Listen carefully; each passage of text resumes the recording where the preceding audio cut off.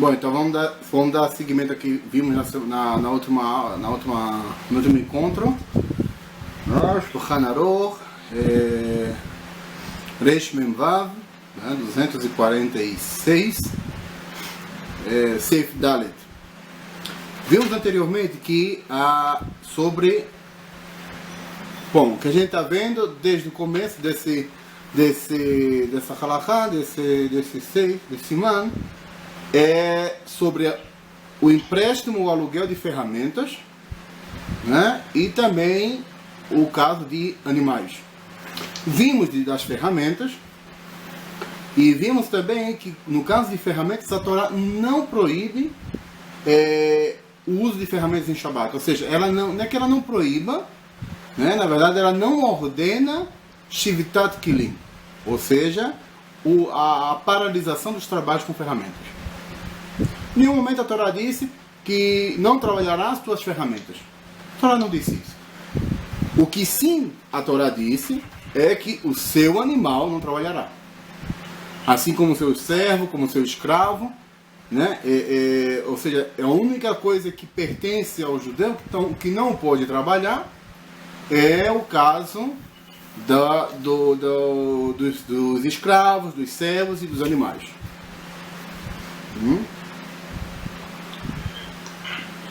Então vimos, depois que vimos das ferramentas, que haja vista que as ferramentas não estão proibidas de uso em Shabbat, e se o não-judeu vem e solicita as ferramentas, existem meios de sim permitir o uso dessas ferramentas em Shabbat, desde que o judeu não tenha proveito, né, do lucro. Ou seja, se ele vai fazer algum trabalho, esse trabalho vai gerar lucro, ou vai produzir algo com esse material, que o judeu não tenha benefício disso. Se for o caso do judeu também ter benefício em outras condições, né? Que não seja um pago diretamente pelo Shabbat em si, mas seja um contrato a longo prazo e todas essas condições. Já no caso dos animais, a gente viu, chegamos a ver o Seif Gimel, o 3, que diz, o 3, que diz, Asur leaskir ou leashil be'emato le'enu yehudi kedei she'yaseh ba melachá b'Shabbat. Que está proibido alugar ou emprestar ou ceder, né, um seu animal ao não-judeu para que ele faça trabalho com ele em Shabbat. She'adam metzuveh al shevitat be'emato. Que o homem está obrigado, está ordenado a paralisar os trabalhos dos seus animais. Vem Hagra e diz assim que Aval Yahol leaskira ou leashila leitnot shei hazirena הזרנה לא קודש שבת, אבל לא ימהנה מתנה יהודי שתנוע בשבת. Ou seja, ele diz o seguinte, que sim, está permitido que você pode alugar o animal, você pode emprestar o animal, né, com a condição que ele regresse esse animal antes do Shabbat, né? להתנות שהזרנה לא קודש שבת, אבל לא מהנה אם מתנה אם יהודי שתנוח בשבת, ou seja, não se vai fazer essa condição de que, olha, eu vou te emprestar, mas no Shabbat o animal não pode trabalhar. Não vai aceitar essa condição, porque que ou seja, que o não-judeu não está confiável para isso. E vimos por que ele não está confiável, né? Porque ele não tem obrigação de guardar Shabbat, né? Por quê? Quando fala de mitzvot, em geral, isso não é 100%, mas em geral, toda mitzvah que alguém não está obrigado com essa mitzvah, não confia essa pessoa para o cumprimento dessa mitzvah. Ou seja, para que se apoie nessa pessoa, para que essa mitzvah seja feita, seja completamente feita. Exemplo, escrever um Sefer Torah, uma mezuzá, um tefilim, não se pode confiar isso, inclusive as mulheres. Por quê? Porque as mulheres não estão obrigadas com a mitzvah de mezuzá, tefilim, o Sefer Torah. Ah, mezuzá não está obrigada com a escrita. Com a casa, assim, diz que está obrigada, porque é bicharecha, é cor xarecha, etc. Mas, quando se fala da escrita, não se confia. Porém, segundo algumas opiniões, a mulher não está obrigada, inclusive também que não está obrigada com os tzitzit. Há quem opine que a mulher possa fazer os nós de tzitzit. Né? Então, ou seja, existe mitzvot que sim, se pode apoiar, existe mitzvot que não se podem apoiar. Há uma discussão, por exemplo, na questão de kashrut, se poderia se confiar numa mulher que ela faz birur, ou seja, ela boreira os grãos, ou seja, faz a inspeção dos grãos, e tolaim, de vermes, insetos, essas coisas. E existem opiniões que dizem que não se deve confiar. Por quê? Porque as mulheres não se aprofundizam em teoria, né, entre aspas, não se aprofundam nesses conceitos, nesses estudos. Então pode ser que ela não faça uma bediká correta. Hoje em dia não se aceita essa opinião. Inclusive o Rav Ovadia também diz que sim, deve confiar nas mulheres. As mulheres elas fazem bediká muito bem, né? Mulheres que estudaram as leis de bediká de Toraim, se pode confiar nelas para qualquer questão de alimento. E justamente nisso teve uma discussão aqui em Israel faz como mais ou menos um ano, que as mulheres solicitaram, né, da Rabanut Rashit de Israel, que elas possam ser mashgichot, né, de kashrut em restaurantes e em eventos e tudo isso, que em geral é só feito para homens, ou seja, são mashgichim, não é mashgichot, não existe mashgichot.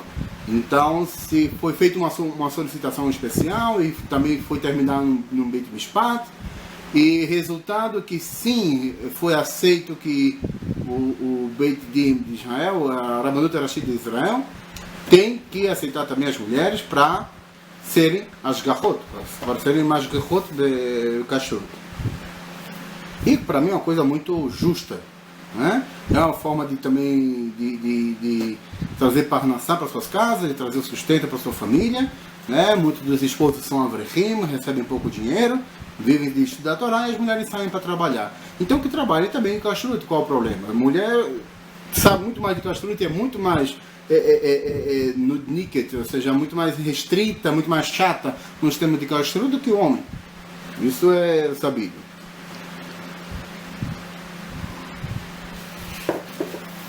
Então, aqui ele diz, olha, no caso do não-judeu, se ele vai fazer se vai fazer um acordo com o não-judeu de que vai emprestar ou vai alugar esse animal durante a semana e que eventualmente vá trabalhar em Shabbat, vá também incluir o Shabbat nesses dias, não se pode confiar no não-judeu de que ele não vai usar o animal em Shabbat. Por quê? Porque o não-judeu não conhece as leis, não está obrigado com essas leis e possivelmente ele vai trabalhar. Possivelmente vai pegar o animal e vai fazer trabalho com ele em Shabbat. E o animal do judeu está proibido de fazer esse tipo de trabalho, e isso é uma mitzvah mideoraita. Então segue aqui e diz, volta o Shulchan Aruch depois desses parênteses de Hagar, e diz, Ve'em ishila o sheizkira le'en Yehudim ve'itnai imo le'chaziram lo kodem Shabbat ve'ikva b'Shabbat. Ou seja, se for o caso que sim fez um aluguel ou fez um empréstimo e ficou um acordo de que antes do Shabbat deve regressar esse animal, né? E o que passou é que nesse regresso teve um problema e não pode regressar antes de Shabbat. Então o que acontece? O animal é um animal do judeu que vai estar nas mãos do não-judeu em Shabbat e que possivelmente vai fazer trabalhos proibidos em Shabbat. que diz Yaf Kerená Beno Ben Atzmo Kodem Shabbat, ou seja, que ele anule sua propriedade sobre o animal antes do Shabbat. Né? Ou seja, antes de chegar ao Shabbat, ele vai dizer, não, esse animal já não me pertence, né? Esse é Hefker.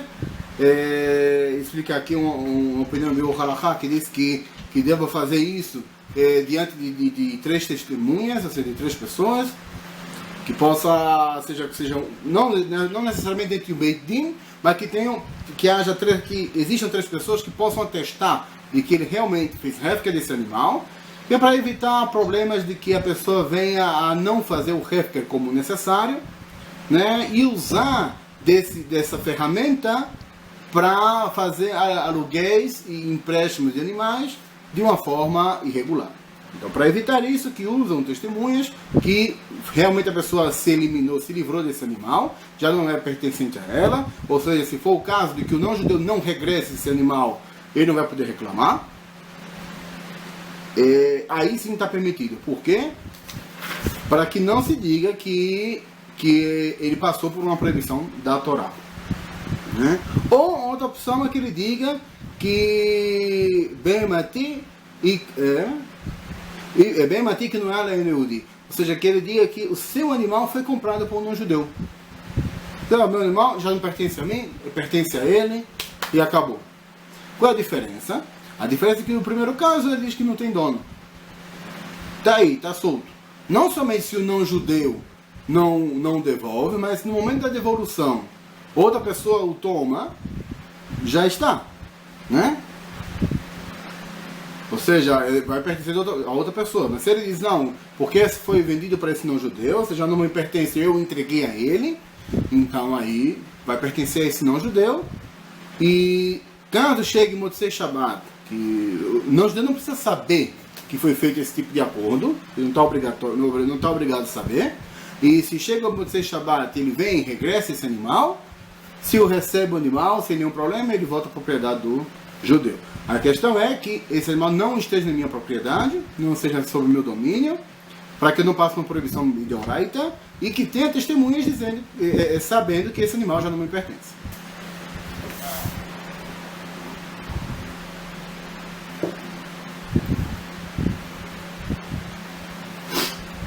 Agora vamos entrar na parte onde já lembramos do que vimos semana passada, na última aula. Vamos ver agora o que corresponde a essa aula.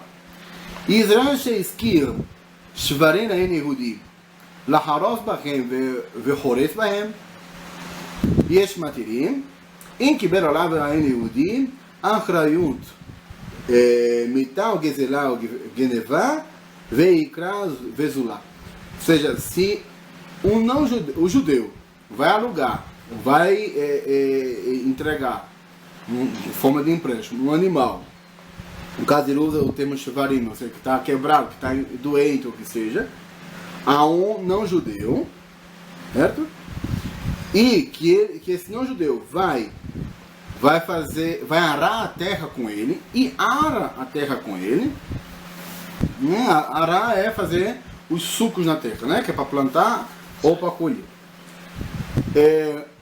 Há quem permita, né? Na condição de que o não-judeu ele fique responsável completamente pelo animal. Ou seja, se o animal morre, se o animal é roubado, se o animal fica enfermo completamente, né? Tudo que passe com o animal é responsabilidade do não-judeu. Ou seja, essa ação é feita na condição de que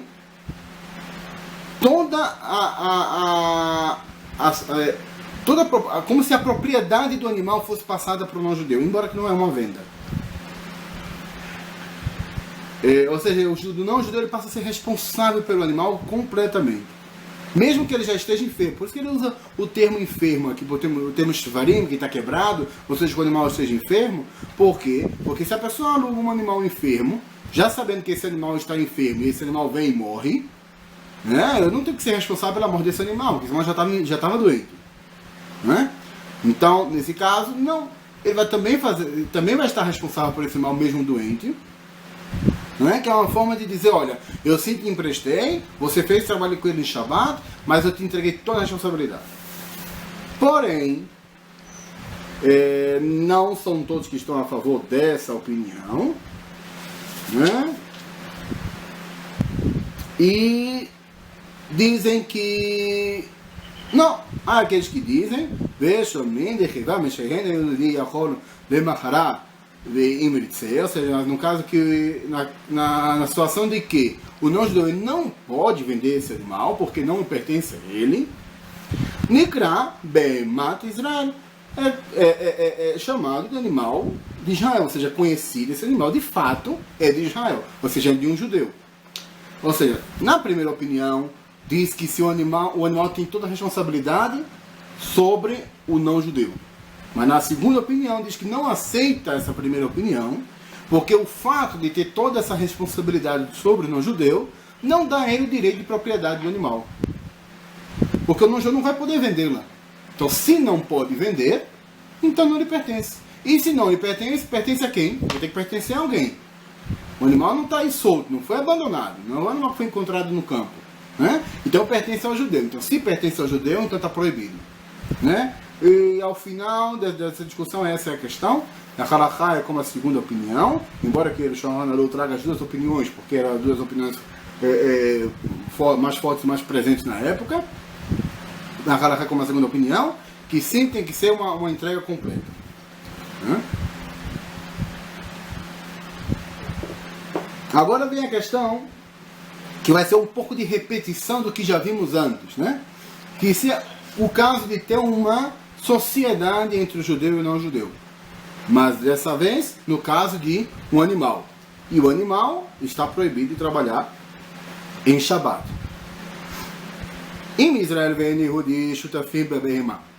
Se um judeu e um não judeu estão em sociedade sobre um animal, מותר לעשות בהם יהודים מלאכה בשבת על ידי שיתנה עמהם יהודי בתחילה כשקנו אותה שאיתו להם יהודי בשבת וישראל ביום חול. Está permitido fazer trabalho com esse animal, trabalho proibido em Shabbat, na condição de que tenha sido feito um acordo com o não-judeu, de que esse acordo, claro, que é no começo, assim que comprou o animal, né, que o não-judeu vai ter os benefícios desse animal em Shabbat, e Israel, o judeu, vai ter o benefício desse animal nos dias da semana, né? Isso vimos anteriormente, quando tem um judeu e um não-judeu sócio com uma loja. Né? Se o não-judeu e o judeu estão sócios de uma loja, nesse caso o judeu vai ter benefício dos dias da semana, né? E o não-judeu vai ter o benefício do Shabbat. Ou seja, em melhores palavras, né?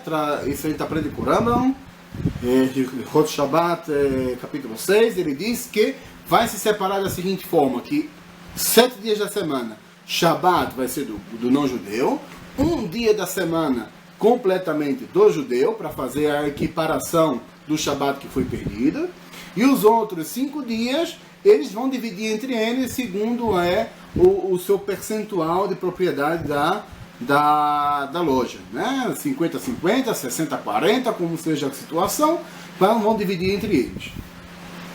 Sendo feito esse acordo no começo, né? Vimos também isso com lojas, é igual, é a mesma halakha. Quando faz esse acordo no começo, também está permitido que, passado esse trabalho em Shabbat, se o não-judeu quer dividir igualmente, isso está permitido. Aí sim o judeu vai estar autorizado a receber proveito e benefício dos dias de Shabbat. Por quê? Porque o não-judeu quer fazer, não porque o judeu quer. Certo?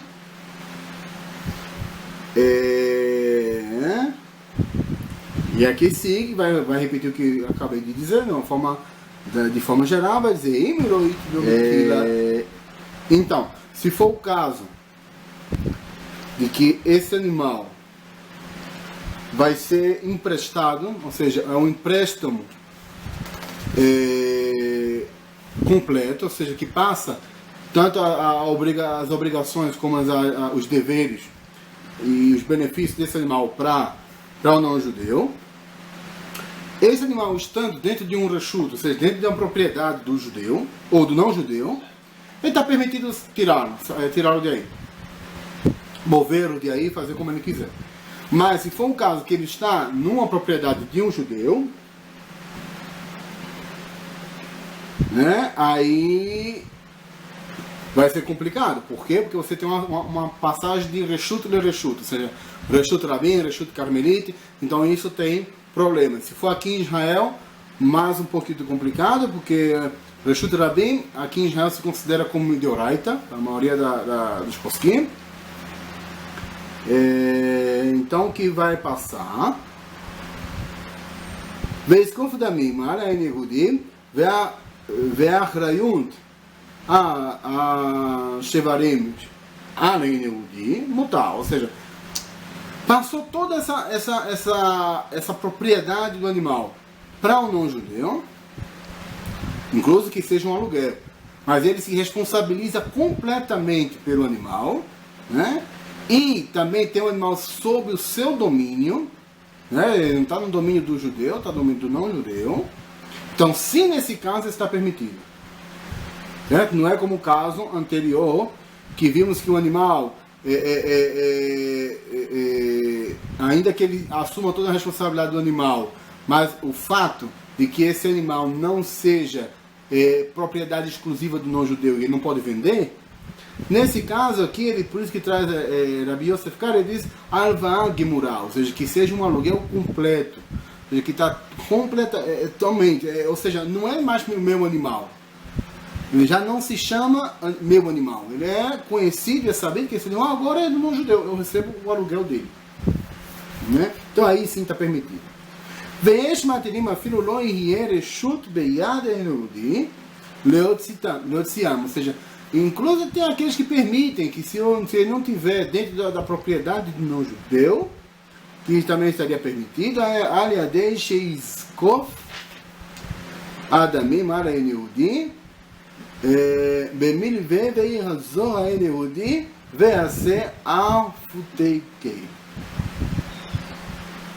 Ou seja, que seja na condição de que o não-judeu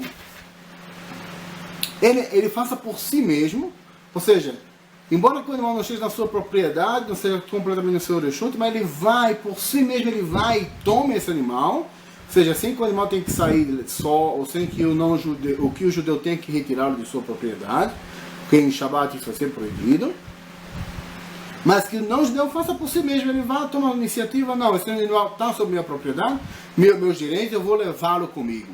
Então aí sim estaria permitido. né? כלומר, לא יהיה לך פריעון אלא מזה.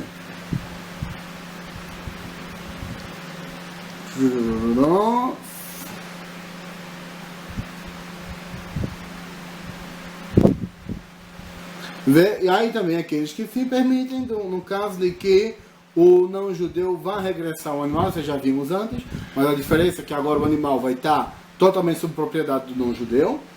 Mas מתירים על הדין שיחזיר ישראל את היהודי שלא יעשה בה מלאכה בשבת, ואם יבוא ויעשה תהיה אחריות עליו ואפילו מהנשיא. Ou seja, assim que caso o animal faça trabalho em Shabbat, vai estar sob a responsabilidade do não-judeu. Claro, estamos falando de um aluguel completo. Não estamos falando de que o aluguel... Não, é como, por exemplo, a pessoa vai numa praia, para a gente entender qual é a diferença desses aluguéis. Você vai na praia, certo? Então aí jet ski, tem jet ski na praia. Você vai, você aluga o jet ski, certo? Você aluga o jet ski meia hora, 40 minutos, 50 minutos, uma hora, o dia inteiro, quanto tempo você quiser, certo? Agora, esse jet ski está completamente sob a sua responsabilidade. Se ele quebra, você vai pagar?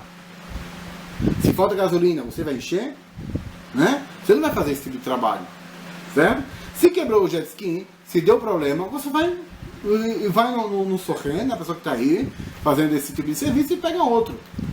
E acabou o problema. Você não tem responsabilidades e obrigações sobre o jet ski. Você não paga aluguel, você paga o aluguel, mas você não paga impostos, você não paga a taxas de utilizações, não paga nada. É diferente se você vai na loja de jet skis e ela tem a opção de alugar o jet ski e você o aluga de forma que recai sobre ti toda a responsabilidade, como o alugar de um carro. Né? Se você bate, se você tem algum problema com o carro, ou o seguro paga porque você paga o seguro, ou você vai pagar do seu bolso se você não pagou o seguro. Né? Então é diferente. Por quê? Porque nesse tipo de aluguel, toda a responsabilidade do automóvel, ou do jet ski, ou do jumento, ou do cavalo, ou da vaca, vai estar sobre a responsabilidade da pessoa, de quem está alugando. Esse é o que o Shulchan Aruch entende por alvar gemurah, né? Um aluguel por completo. Então, quando se fala de um aluguel por completo, então sim, existem formas de se permitir que ele vá trabalhar com esse animal em Shabbat. Claro que o judeu não vai ter nenhum proveito desse tipo de trabalho, né? E que seja uma transferência de reshut, ou seja, que a propriedade seja realmente entendido que está passado de um para o outro.